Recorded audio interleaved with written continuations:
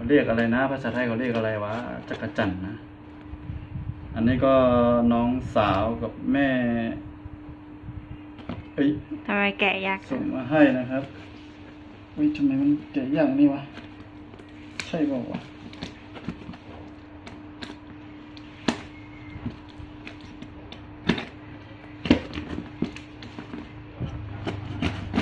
ติดแน่นเลย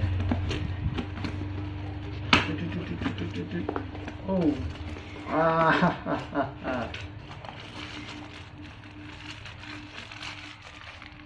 นี่ก็จะเป็นยานะครับแบบยาแบ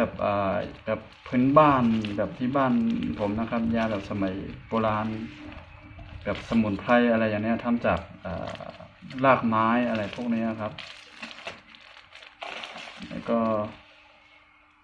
อันนี้ก็จะเป็นยาแก้เวลาแบบท้องอืดท้องอังเฟ้อกินอะไรแบบไม่ถูกอะไรอย่างนี้ครับอันนี้ก็เป็นยาอีกอย่างนึงนะครับเป็นยาแบบยาไทยใหญ่ยาสมุนไพรอันนี้ก็จักรจั่นที่ว่านะครับคนไทยเขาก็ไม่กินกันแต่ว่าเราจะกินนะครับคืออาหารของดีของเลิศที่บ้านเราเลยนะครับจะมีแค่ปีละครั้งเองนะครับไม่ใช่ว่าจะได้กินบ่อยๆนะครับปีละครั้งนี้นะครับโอ้โหอันนี้ก็โลละ30นะครับซื้อมาโลละ3ไม่ใช่โลละ30ลิตรละ30เขาขายเป็นลิตรนะครับลิตรละ30อันนี้ก็น้องสาวบอกว่าซื้อมาให้4 ลิตรนะครับนี่นะเราดูนะครับเป็นอย่างนี้จักรจั่นเนี่ยหอมมากเลยครับเราจะเอามาทอดกินนะครับจักรจั่นตัวเล็กๆแต่จริงๆที่บ้านมันจะมีตัวใหญ่กว่านี้ก็มีนะฮะตัวใหญ่แต่นี้แบบตัวเล็กเนี่ยกรอบมากครับหอมมาก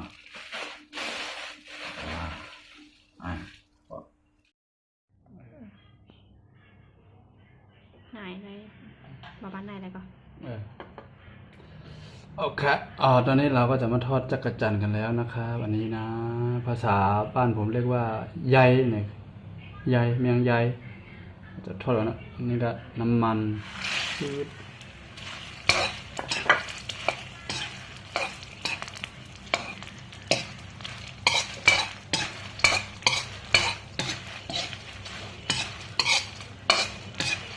ใยทอดหอมมากๆเลยครับหอม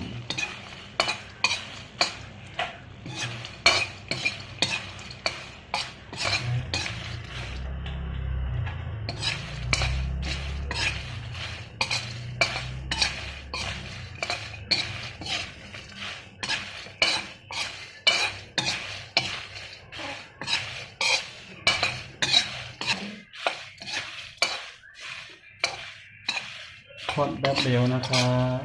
ทอดแป๊บเดียวเดี๋ยวทอดนานมันจะไหม้นะครับเพราะว่าอันนี้มันก็เขาก็ตากแห้งไว้แล้วแหละครับแต่ก็ไม่แน่ใจว่าเขานึ่งแล้วหรือยังไม่รู้นะครับ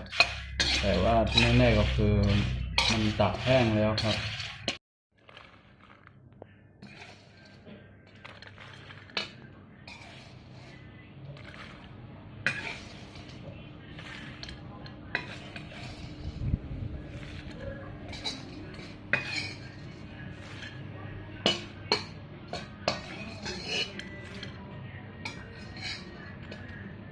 ก็จะเป็นแบบนี้นะครับนี่นะ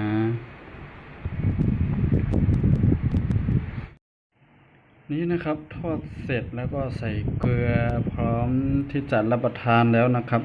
จักรจั่นทอดที่บอกว่าโคตรอร่อยเลยนะครับ